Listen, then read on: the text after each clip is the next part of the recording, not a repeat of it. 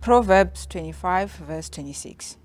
Like a muddied spring or a polluted well is a righteous man who gives way to the wicked. One evening, my little sister and I went to fetch water outside the house just after 8 in the evening. And we saw this one guy. He was beating a young mother in front of a 4-year-old daughter.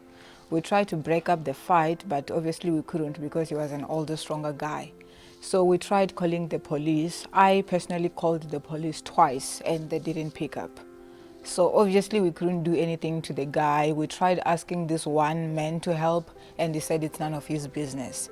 So that's the kind of society that I live in, that things like this are expected and looked at as something normal, or people just look away and say it's none of my business, and the police don't even return our calls.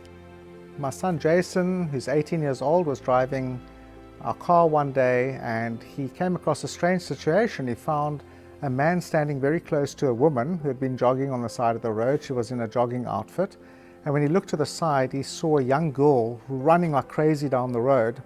So he stopped his car to find out what was going on, and when he got to the lady, he found that this man had exposed himself to the woman and her daughter who were jogging along the road.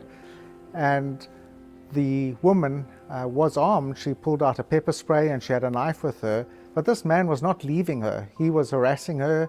He was standing very close and he was not running away.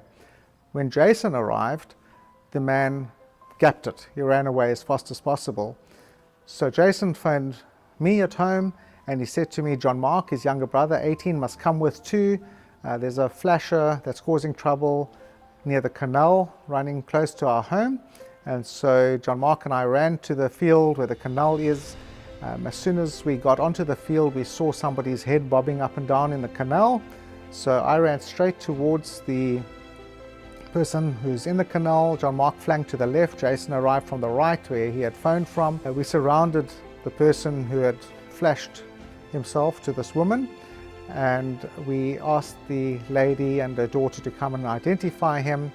We then held him there and handed him over to the armed response who could deal with them when they arrived. We as godly men in Scripture are told to love our wives like Christ loved the church. Jesus Christ died for his bride, the church.